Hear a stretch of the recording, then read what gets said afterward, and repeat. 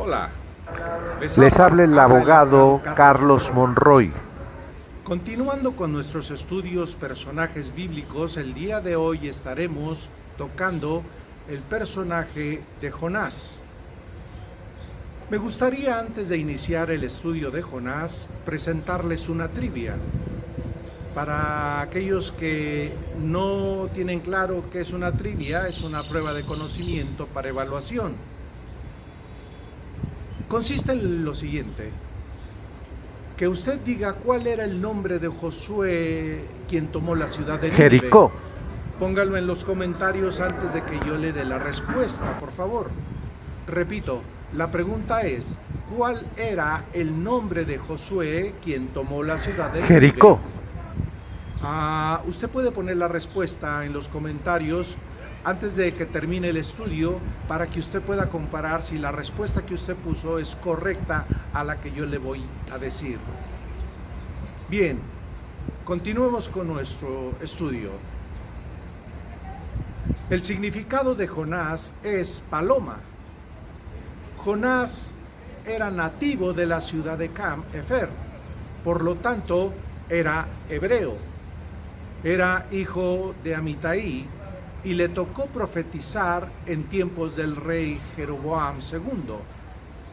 El profeta Jonás es identificado como de los profetas menores y le llegó a profetizar a este rey de la restitución que haría Dios de una parte del territorio perteneciente en ese momento a Israel. Podemos leer en segundo libro de Reyes, capítulo 14, 25. Él restauró los límites de Israel desde la entrada de Hamat hasta el mar de Arad, conforme a la palabra de Jehová, Dios de Israel, la cual él había hablado por su siervo Jonás, hijo de Amitai, profeta que fue de Gad Efer. Dios habló con Jonás y lo comisionó para ir a Nínive para pregonar entre sus habitantes que la maldad era demasiada, y la misma obviamente había llegado ya a la presencia de Dios. Leemos en Jonás 1 y 2. Vino palabra de Jehová a Jonás, hijo de Amitai, diciendo, versículo 2, levántate y ve a Nínive, aquella gran ciudad, y pregona contra ella, porque ha subido su maldad delante de mí. En los tiempos en que Dios le pide esto a Jonás, Nínive era la capital del imperio asirio, quien alrededor de 300 años mantuvo el liderazgo mundial de la dominación a las demás naciones. Por otro lado, también el pueblo hebreo se encontraba dividido en dos reinos: el reino del norte, constituido por Israel, y el reino del sur, constituido por Judá, en Jerusalén. La dominación de la cual estoy hablando es aquella en la que el reino del norte primeramente fuera absorbido por esta potencia siria y posteriormente afectada también el libre desarrollo de Judá, el reino del sur. Cuando recibe Jonás la encomienda de ir a Nínive, la Biblia expresa que trató de huir de la presencia de Dios, lo que es lo mismo a la negativa de cumplir el mandato de pregonar que se arrepintieran los pobladores de esta gran ciudad de su maldad. Y esto es lógico pensar que el motivo que lo arrastraba a no querer ir a Nínive es porque era la potencia mundial que gobernaba el mundo en ese entonces, lo cual hacía que tuviera a Siria como un país que tomara represalias contra él por llevarle malas noticias de que sería destruido Nínive. En Jonás 1, 3 y 4 leemos: y Jonás se levantó para huir de la presencia de Jehová a Tarsís, y descendió a Jope, y halló una nave que partía para Tarsís, y pagando su pasaje, entró en ella para irse con ellos a Tarsís, lejos de la presencia de Jehová. Versículo 4, pero Jehová hizo levantar un gran viento en el mar, y hubo en el mar una tempestad tan grande que se pensó que se partiría la nave. Es claro que la persona elegida por Dios para pregonar la maldad de Nínive era Jonás y nadie más. Los temores que tenía Jonás de ser objeto de represalia por los asirios estaba muy bien presente en la vida de Jonás. Sin embargo, Dios, como todo momento lo veremos más adelante, le mostraría que estando sostenido por él, no debería tener ningún temor, ya que la protección y cuidado de Dios lo acompañarían como un padre acompaña a un hijo. Luego entonces, la tormenta que se presentó en su viaje no era para que muriera en el mar, sino para recordarle que de su presencia no podía huir ni él ni nadie. En el Salmo 139, 1 al 14 leemos: Jehová, tú me has examinado y conocido, tú has conocido mi sentarme y mi levantarme. Has entendido desde lejos mis pensamientos, has escudriñado mi andar y mi reposo, y todos mis caminos te son conocidos, pues aún no está la palabra en mi lengua, y he aquí, oh Jehová, tú la sabes toda. Detrás y delante, y sobre mí pusiste tu mano. Tal conocimiento es demasiado maravilloso para mí. Alto es, no lo puedo comprender. ¿A dónde me iré de tu espíritu? ¿Y a dónde huiré de tu presencia? Si subiere a los cielos, ahí estás tú. Y si en el Seol hiciere mi estrado, he aquí, ahí tú estás. Si tomare las alas del alba y habitare en el extremo del mar, aún ahí me guiará tu mano y me asirá tu diestra. Si dijere ciertamente las tinieblas me encubrirán, aún la noche resplandecerá alrededor de mí. Aún las tinieblas no encubren de ti, y la noche resplandece como el día. Lo mismo te son las tinieblas que la luz, porque tú formaste mis entrañas, tú me hiciste en el vientre de mi madre. Te alabaré porque formidables maravillas, obras son las que haces. Estoy maravillado y mi alma lo sabe muy bien. Si este pasaje bíblico es verdad, como así lo es, Jonás no tendría opción más que obedecer el mandato de Dios. Sin embargo, queriendo huir, zarpa en un navío y estando ya navegando por mar adentro, surge de pronto una tormenta de pronósticos reservados. El sacudimiento del barco en el que iba Jonás hizo que sus compañeros de viaje empezaran a clamar cada uno a su Dios, así como a echar al mar los enseros para hacer menos pesada la embarcación. Pero Jonás, como una forma de no saber de nada ni de nadie, prefirió irse a dormir en medio de la tormenta. Por eso leemos en Jonás capítulo 1, 5. Y los marineros tuvieron miedo y cada uno clamaba a su Dios, y echaron al mar los enseres que había en la nave para descargarla ellos. Pero Jonás había bajado al interior de la nave y se había echado a dormir, dice la Biblia. Los compañeros de viaje de Jonás, que por cierto adoraban a otros dioses, como lo leímos, sintieron coraje al verse en medio de tal tempestad y que Jonás estuviera con una actitud pasiva y por demás indiferente a los acontecimientos, por lo que el patrón de la nave lo despertó incitándolo a orar a su Dios para que tuviera misericordia de todos los viajeros. Por eso leemos en Jonás 1:6, y el patrón de la nave se acercó y le dijo: ¿qué tienes, dormilón? Levántate y clama a tu Dios, quizá Él tendrá compasión de nosotros y no pereceremos. Ahora bien, para saber por qué motivo había tal tormenta, los viajeros del mar empezaron a echar suertes para saber si por causa de alguno de ellos sus dioses estaban enojados. Algunos se preguntarían si el momento de al echar suertes para saber quién era responsable de lo que estaban sufriendo en esa tormenta marítima es una forma efectiva como para creer que si la suerte tiene la posibilidad de darnos respuestas a los males que agobian o que agobiaban a la tripulación, basándose que al echar las suertes tuviera la efectividad de darle respuesta a que el culpable de la tormenta se mostrara que era Jonás. Pensar así sería un error, el que la suerte haya sido la que dijera la respuesta, ya que no hay respuesta para creer que la suerte nos lleva nunca a guiarnos en la vida.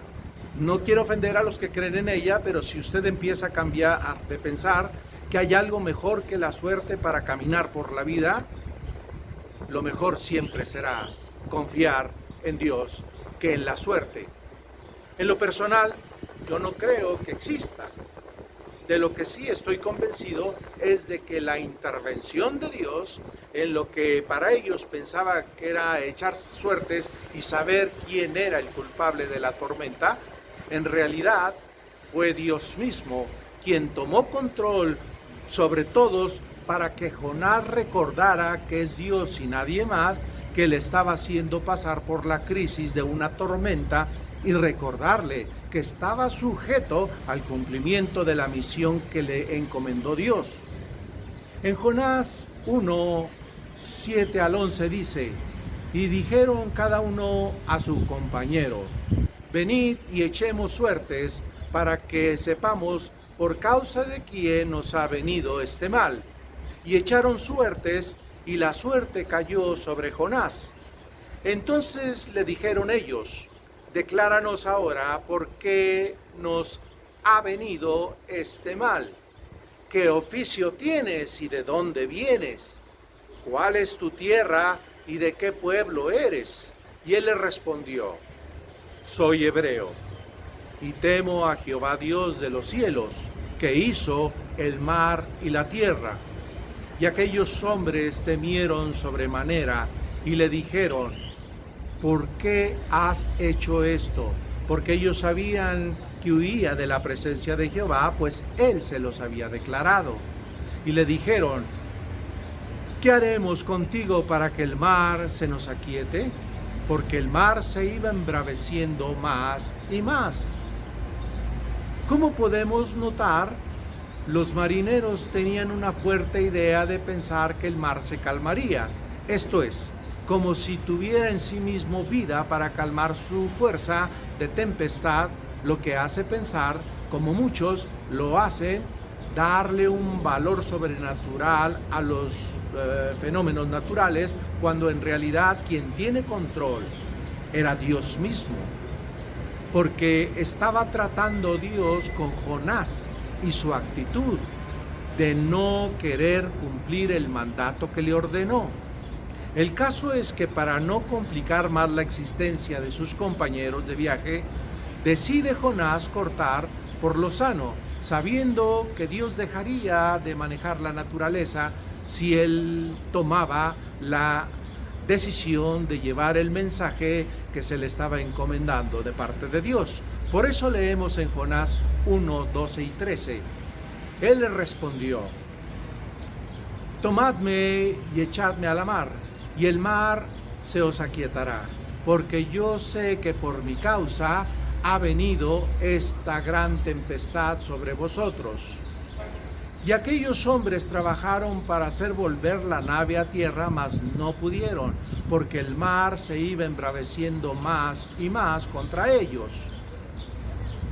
Pues bien, sorprendentemente los compañeros de viaje, del viaje en que iba Jonás, creyeron en el Dios de él, ya que empezaron a clamar por sus vidas diciendo a Dios que ellos no eran responsables de la forma de actuar de Jonás, por lo que pidieron al Dios de Jonás su intervención para no morir por causa de la tormenta y de la desobediencia de Jonás.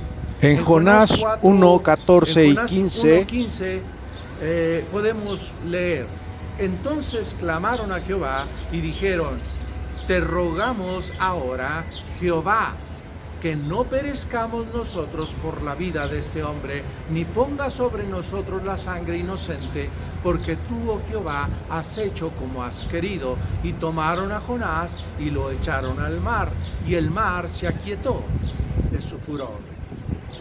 Aquí podemos observar la voluntad de Dios de llevar a la tripulación del barco a que conociera el verdadero Dios y único Dios. Se da curiosamente por una desobediencia de Jonás. Sin embargo, tuvo sus resultados positivos, ya que esta gente que iba con Jonás en el barco pudo entender la verdad de un Dios creador al cual servía Jonás. Pues bien, esta situación de actuar de Jonás es la misma que Dios utilizó para que se convirtiera a él y dejara atrás la idolatría de otros dioses por parte de la tripulación. Jonás 1:16 dice: y temieron aquellos hombres a Jehová con gran temor, y ofrecieron sacrificio a Jehová e hicieron votos. No nada más aceptaron y reconocieron que el Dios de Jonás era el Dios verdadero, sino que además hicieron votos, que eso ya muestra una verdadera actitud de que ellos creyeron, no por conveniencia de salvar sus vidas, sino porque verdaderamente estaban convencidos que al Dios que ahora estaban pidiéndole era un Dios que escuchaba. Después de pasar por las diferentes situaciones mencionadas, Jonás, una vez que fue arrojado por los marineros al mar, se envolvió en una nueva aventura. Dios tenía la firmeza del plan de que Jonás fuera a llevar su mensaje de arrepentimiento a los pobladores de Nínive, para lo cual preparó un gran pez Dios, el cual lo devoró. Y al ser devorado Jonás, no pierde la vida. Es obvio que Jonás está confrontando el que Dios lo esté llevando a donde le había ordenado. Es obvio que Dios no quería eso, quitarle la vida. Lo que sí estaba dispuesto Dios a hacer era que entendiera que no tenía posibilidad alguna de escapar, de ir a Nínive y dejar de cumplir el mandato que él le daba. Realmente es un privilegio para cualquier persona que Dios lo envíe a compartir la palabra a cualquier lugar del mundo. Jonás no lo estaba viendo así. Él estaba poniendo tantas y tantas trabas para querer hacer la voluntad de Dios. En Jonás 1:17 leemos: pero Jehová tenía preparado un gran pez que tragase a Jonás, y estuvo Jonás en el vientre del pez 3 días y 3 noches. Muchos estudiosos de la historia de Jonás piensan que esto en realidad no ocurrió, ya que argumentan que es imposible estar en el interior de un pez y mucho menos vivir por 3 días, opinando que en realidad todo el relato pertenece a una parábola según ellos. Pretenden dar una enseñanza bajo ese contexto.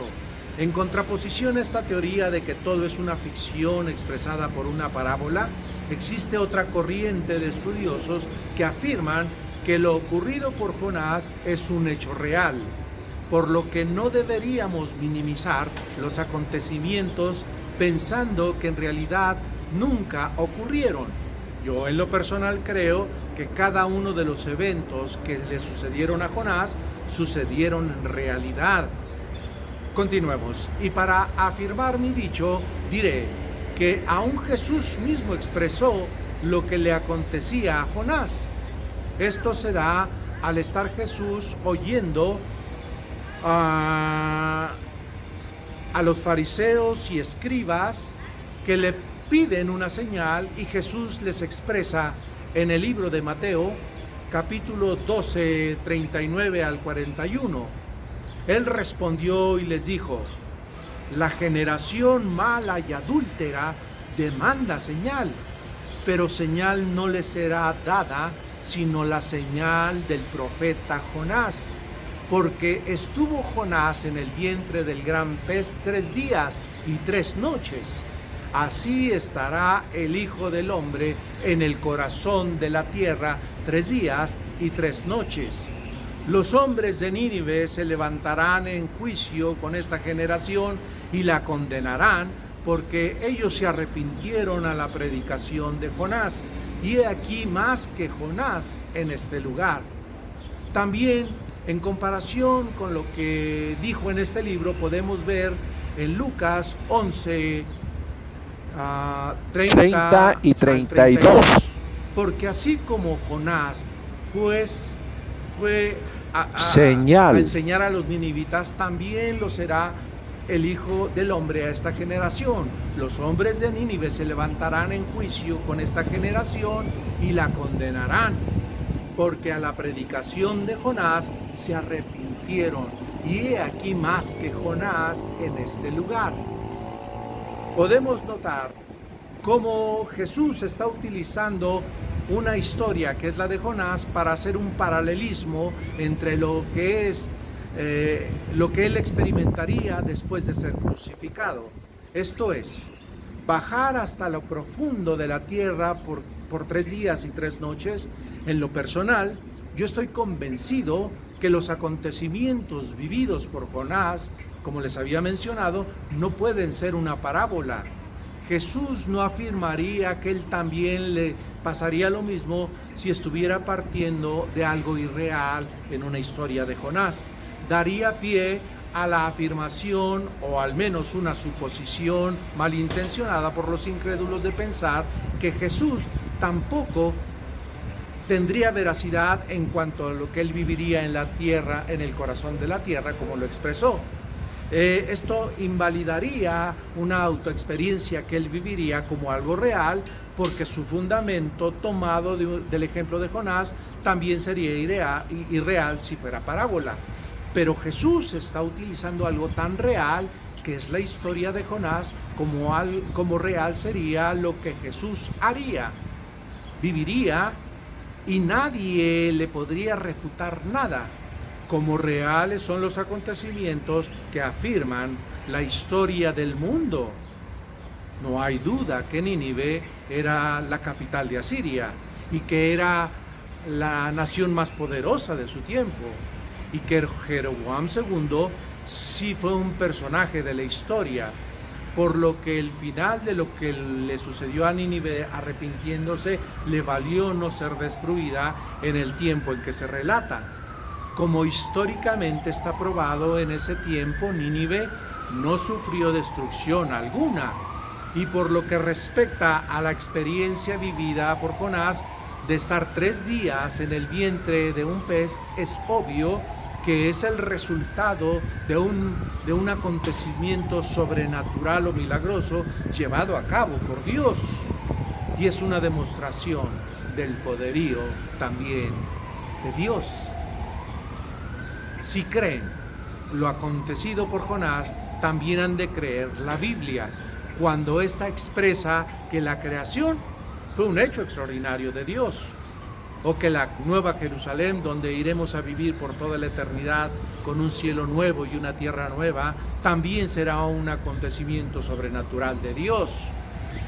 Porque todo esto, que para muchos puede ser irreal, para nosotros, los que estamos convencidos y creemos por fe que los acontecimientos pasados sucedieron como el de Jonás, y que los acontecimientos futuros, como estar en la vida eterna, también serán tan reales como los pasados, entonces esto nos debe de llevar a creer que la Biblia, por consiguiente, en todo lo que dice es verdad y no hay mentira en ella, ni hay relatos que para que el mismo Jesús los tomara como para hacer una semejanza de lo que él viviría, lo tomaría de algo irreal.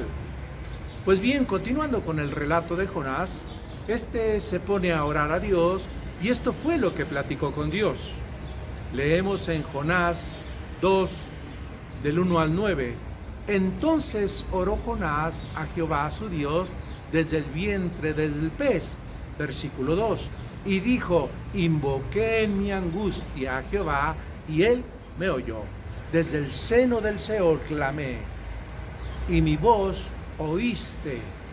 Me echaste a lo profundo, en medio de los mares, y me rodeó la corriente. Todas tus ondas y tus olas pasaron sobre mí.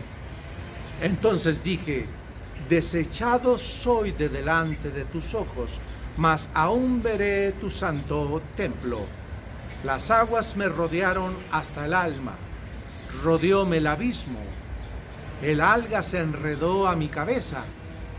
Descendí a los cimientos de los montes, la tierra echó sus cerrojos sobre mí para siempre. Mas tú sacaste mi vida de la sepultura, oh Jehová, Dios mío. Cuando mi alma desfallecía en mí, me acordé de Jehová y mi oración llegó hasta ti en tu santo templo. Los que siguen vanidades, su misericordia abandona, mas yo con voz de alabanza te ofreceré sacrificio, pagaré lo que prometí, la salvación es de Jehová. Esto fue lo que oró Jonás cuando se vio en medio de haber sido tragado por el pez. En otras palabras, estando a punto de muerte, es cuando Jonás empieza a reflexionar que su actitud no lo está llevando a nada bueno. Y entonces empieza a considerar, aquí podemos ver que al final de su oración hay un avistamiento de que pareciera que Jonás ha tenido un buen comportamiento y llega él a criticar a aquellos que no tienen presente a Dios. Sin embargo, él, al final, no tan solamente reconoce a Dios, que tiene que hacerlo, que le ordenó, sino que también está prometiendo sacrificios. Esto es, seguramente ofrecería al final de todo el evento al cual Dios le está mandando alguna ofrenda de sacrificio conforme a la ley de Moisés o algún holocausto, pues para cumplir un sacrificio que le agradara a Dios. Además, dice, pagaré lo que prometí. Es una promesa. Está queriendo no tan solamente hacer la voluntad de Dios, sino tratar de agradar a Dios, ofreciéndole algún sacrificio. Me gustaría saber su opinión en cuanto a si Jonás murió o no dentro del pez. Esto es algo que muchos se preguntan. Si el pez se lo comió por 3 días, para muchos Jonás llegó a la muerte. Para otros, simple y sencillamente, se vio en una situación a punto de morir. Hay alguna cuestión que podría ser o no ser. Sin embargo, para los efectos de lo que estamos estudiando, no nos interesaría mucho saber si murió o no murió. Lo que nos interesa es saber cuándo y cuánto está dispuesto Jonás para cumplir la voluntad de Dios. Como todos nosotros, cuando Dios nos manda a algún lugar a hacer tal o cual cosa, más vale que le obedezcamos desde un principio, ya que Él podría ser paciente, pero no podría hacerlo en algunas ocasiones. Yo siento que con Jonás está siendo bastante paciente. Pues me gustaría saber su opinión. Si lo puede poner en los comentarios y darme su opinión si llegó a morir o no morir Jonás dentro de la boca del pez. No habrá discusión en cuanto a si murió o no murió, no es punto de discusión. Si murió, volvió a revivir. Y si no murió, pues estuvo a punto de hacerlo, pero ahí estuvo Dios para que no muriera. Sin embargo, vemos que su vida va a continuar. Al terminar Jonás de orar a Dios, continuando con el estudio, la respuesta es inmediata, de tal forma que fue expulsado por el pez una vez que estaba territorialmente en costas de Nínive, lo que demuestra una vez más que Dios lo llevaría a dar cumplimiento a su mensaje, sí o sí. Jonás 2:10 dice: y mandó Jehová al pez y vomitó a Jonás en tierra. Como podemos ver, aún el pez, la tormenta, el que haya sido Jonás metido dentro del pez, todo esto está bajo el control de Dios. Después de haber sido arrojado Jonás en tierra de Nínive, Dios lo visita y por segunda ocasión le recuerda el mensaje que le encomendó respecto a la destrucción que vendría sobre la ciudad y sus habitantes. En esta segunda ocasión que Dios le habla a Jonás, él está dispuesto a obedecerle, por lo que se levanta de la arena de la playa y se dirige a la ciudad. Leemos en Jonás 3:1-3. Vino palabra de Jehová por segunda vez a Jonás diciendo: levántate y ve a Nínive, aquella gran ciudad, y proclama en ella el mensaje que yo te daré. Y se levantó Jonás y fue a Nínive conforme a la palabra de Jehová. Y era Nínive ciudad grande en extremo, de 3 días de camino. Cuando Jonás se pone en plan ejecución de llevar el mensaje ordenado por Dios a la ciudad y a su población, por lo que le da entonces una estructura al mensaje de lo que le dirá a Nínive. ¿Y cómo es que le da estructura? Bueno, como todos los que de alguna manera nos dedicamos a compartir, a través de mensajes o de estudios o conferencias, le damos estructura a lo que decimos, porque no nos soltamos a decir sin ton ni son cosas.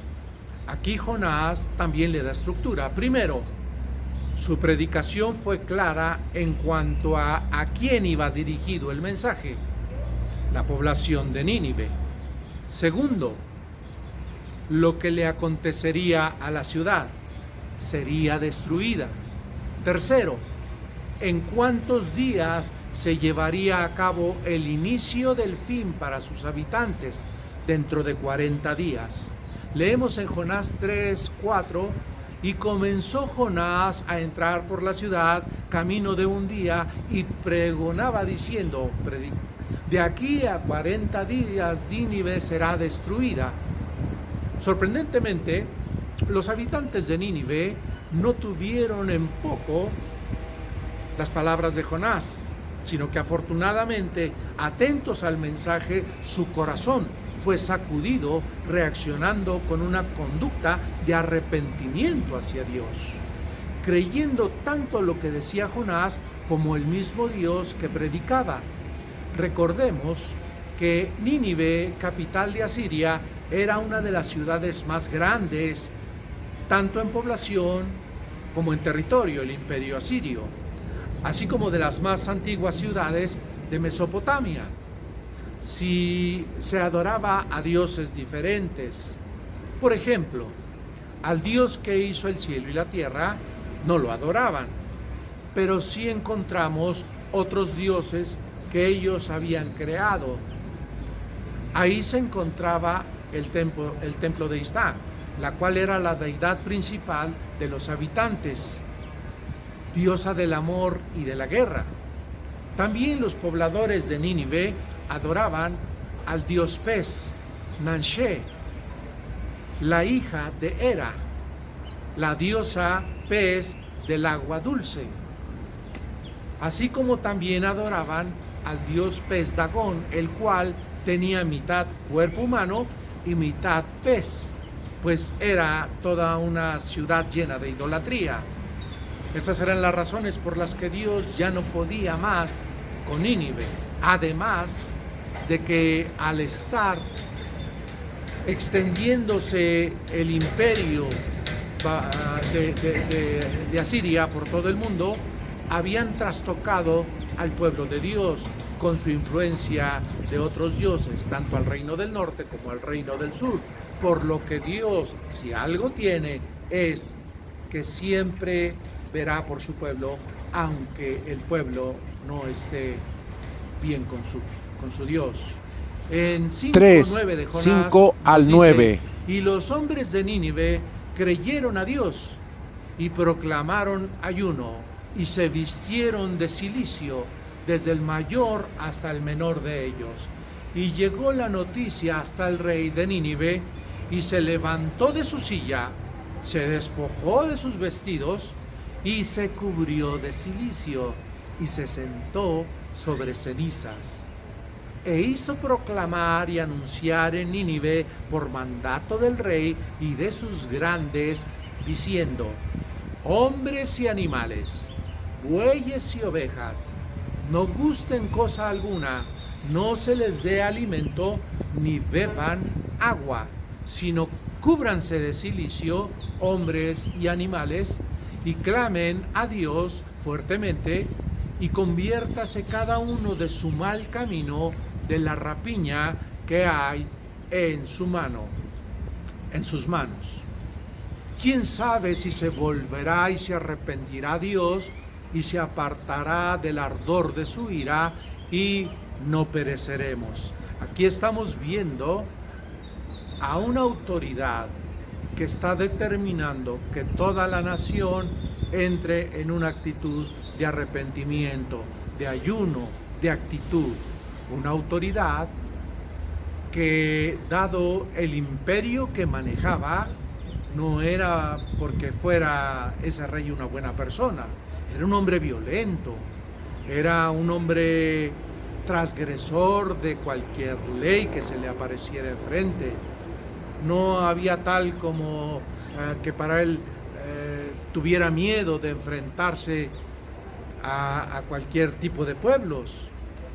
Quería dominar a todos en ese tiempo y lo estaba logrando. Él decía: a mí no me vengan con que la ley es la ley. El arrepentimiento de los pobladores de Nínive, desde el rey hasta los habitantes, fue total. Su corazón fue tocado de manera sorprendente.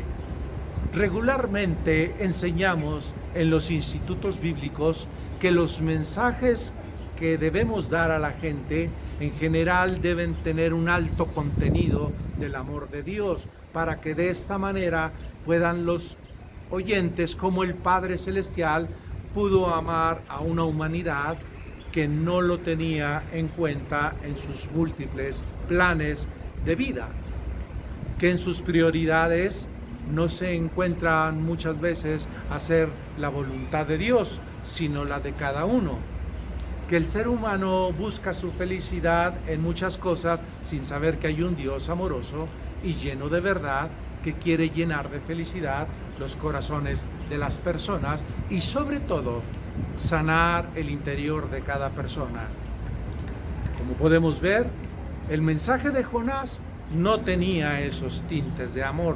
Por más que los he buscado, no aparecen, sino más bien era un mensaje duro, de condenación, de destrucción total sobre Nínive. Sin embargo, sus corazones fueron tocados con una mezcla de temor y de una actitud también de querer cambiar, y no es para menos, ya que se ve que el mensaje que el rey hace a sus súbditos es de reflexión ante la forma violenta y hostil del estilo de vida que vivían, y no era de dudarse que el rey era sabedor de cómo y por qué era Asiria una nación poderosa, ya que estaba convencido que no era porque amaba la caridad y las buenas formas de invadir a sus enemigos, sino por llevarlos a sumisiones, ya que Asiria se manejaba de esta manera, con lo más cruento que él podía hacer en ese tiempo a los pueblos de su alrededor. Por lo que, ante el arrepentimiento de la población de Nínive, Dios decide no destruirla. En Jonás 3:10 podemos ver, y vio Dios lo que hicieron, que se convirtieron de su mal camino y se arrepintió del mal que había dicho que les haría y no lo hizo. Toda persona que lleva el mensaje de Dios estaría contento de ver cómo las personas deciden buscar a Dios en su vida y hacer un cambio de actitud ante la vida, ante Dios mismo, de llevar a cabo un acto de arrepentimiento y pedir perdón a Dios de su pecado. A mí en lo personal me llena de gozo ver cuando doy conferencias, estudios o pláticas, cómo el Espíritu Santo provoca en ellos una actitud de autorreflexión y de convicción de cambio. Es lo mismo de todos los que llevamos el mensaje de parte de Dios. Creo que todos nos llenamos de gozo cuando vemos que las personas se acercan a entregar sus vidas a Jesús.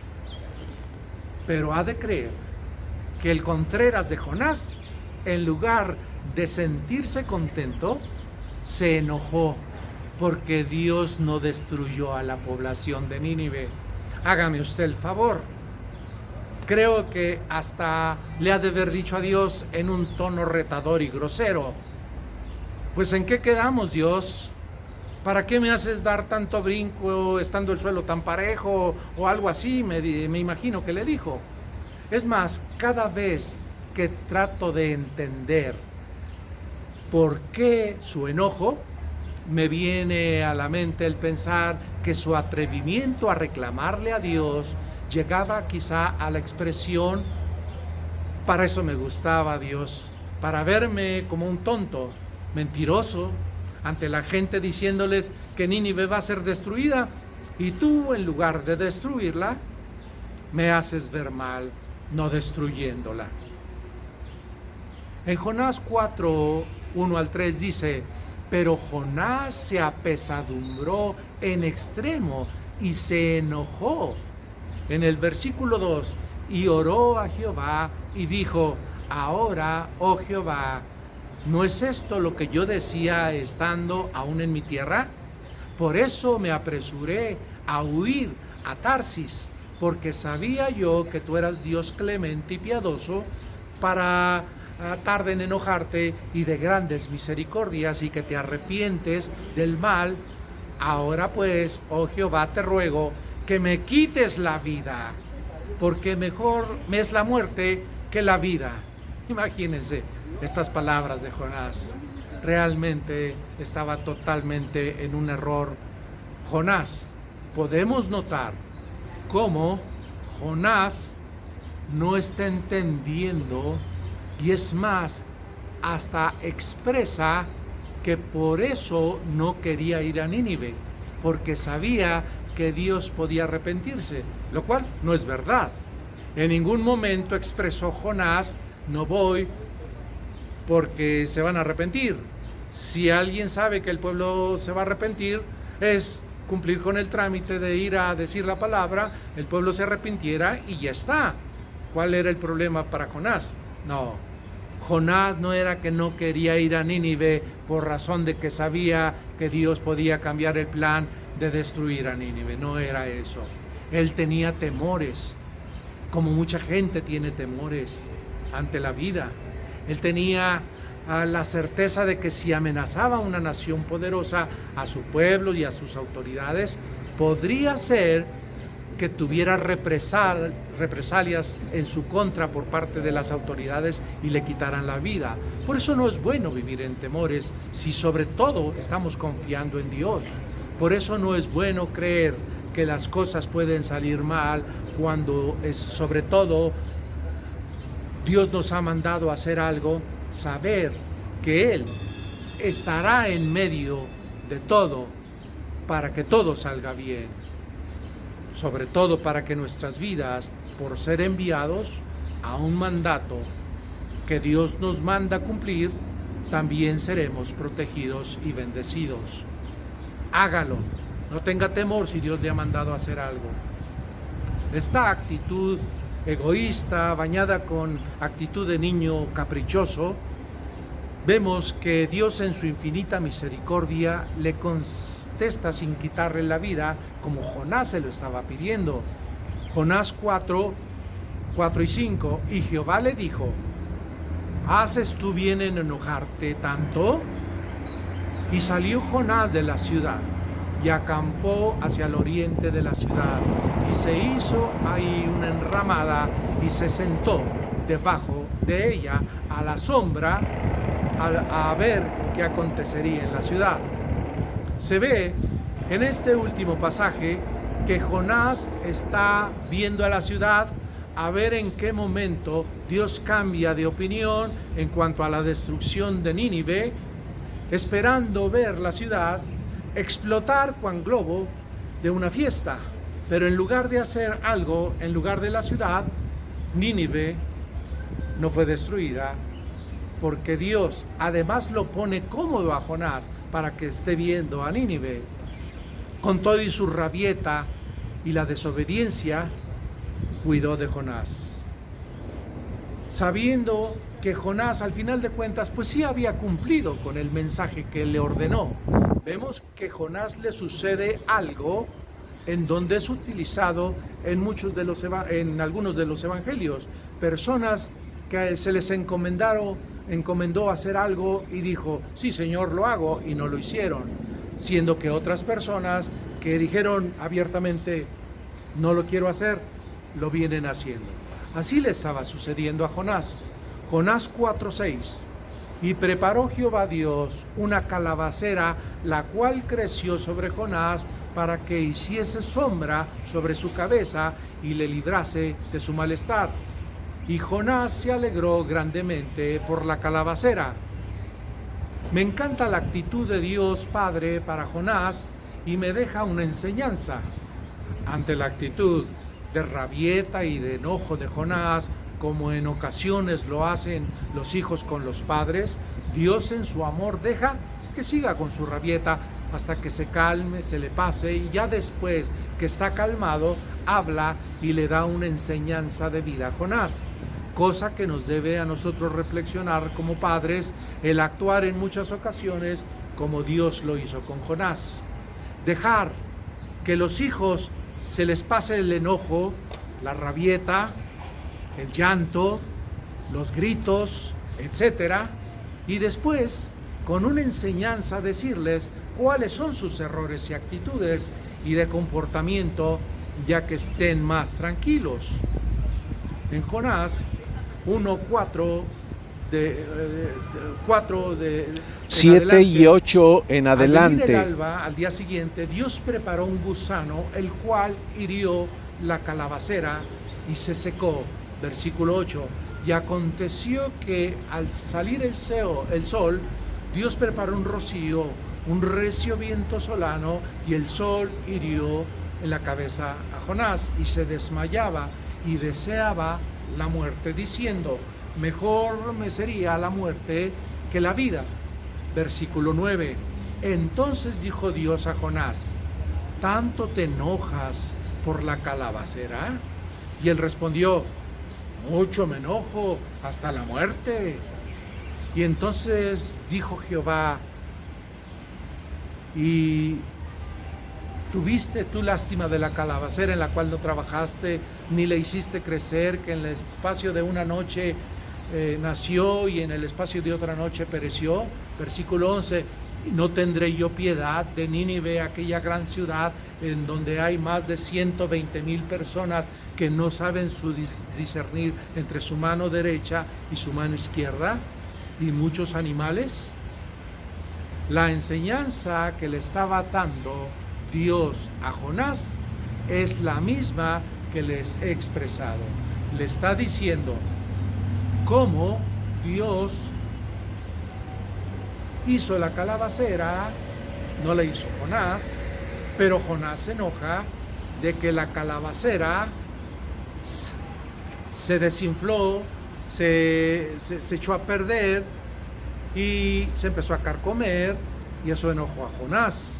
Por eso Dios le dice: tú te enojas de algo que no hiciste, ¿cómo no me va a doler a mí que yo hice al ser humano? ¿Cómo no me va a doler Nínive? Es una buena enseñanza para que también nosotros así tratemos a nuestros hijos cuando ellos se encuentren en rebeldía y en enojo, tratar de dejarles una enseñanza y saber el momento exacto cuando esté más tranquila la situación. No los tomemos en rebeldía o cuando estemos enojados, porque no nos van a escuchar. Hay que dejar un momento. El momento se preparará para que ellos reflexionen con lo que les vamos a decir.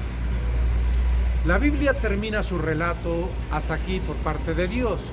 Se ve que su corazón, al menos en esta ocasión, quedó contento de ver una ciudad que no sabía su derecha ni su izquierda. Sin embargo, Dios queda contento.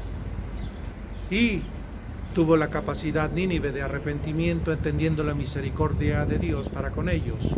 Con esto estoy dando por terminado el estudio y análisis de Jonás.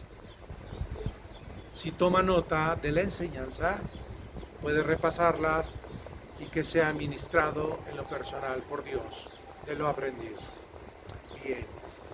Por último, me gustaría darle respuesta a la pregunta de la trivia que les había comentado al principio. ¿Cuál era el nombre original de Josué? Y la respuesta es Oseas. Ese era el nombre de Josué. En el libro de Números 13:16 dice: estos son los nombres de los varones que Moisés envió a reconocer la tierra. Y a Oseas, hijo de Nun, le puso por nombre Moisés el nombre de Josué. Aquí vemos cómo su nombre en un principio no era Josué.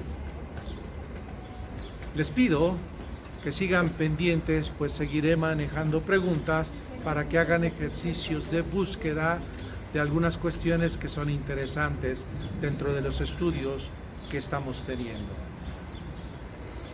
Por otro lado, también quisiera invitarlos.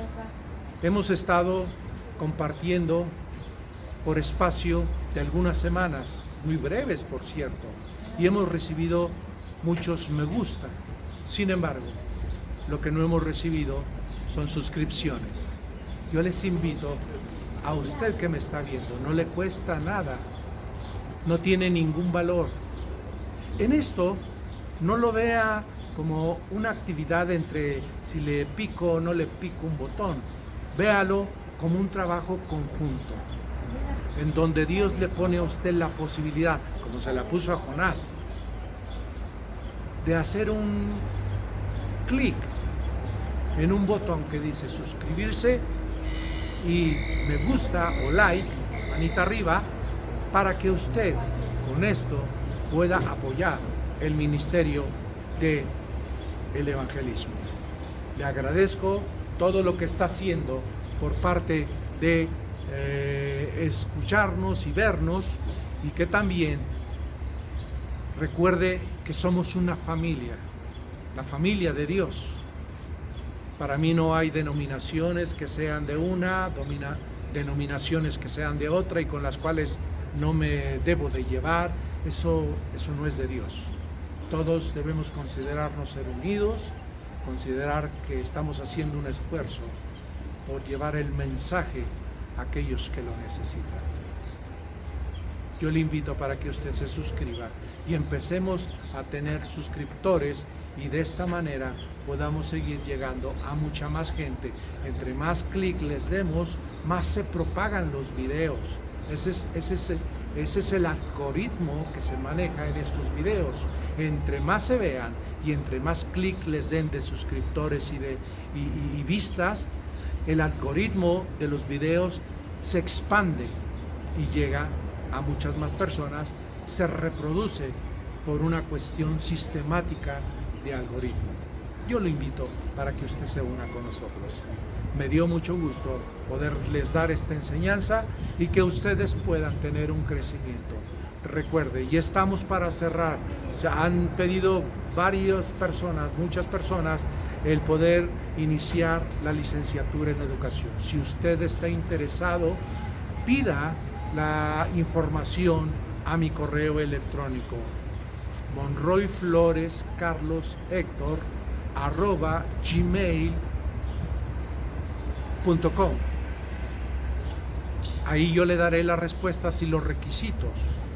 Entre otras cosas, lo que usted tendría también que considerar es que no es necesario que usted tenga, para obtener la licenciatura en teología, tener conocimientos previos de primaria, secundaria o preparatoria dentro de un nivel escolar del sistema normal, porque no es así. Usted puede estudiar la licenciatura y obtener el grado de licenciatura en educación teológica. Sí es cierto que son estudios que los que da el gobierno son estudios oficiales, pero nosotros somos oficiales de Dios y Él es el que nos autoriza y Él es el que nos da la buena voluntad de decirnos que nos preparemos para lo que Él nos quiere enviar a hacer. Compartir. Bendiciones.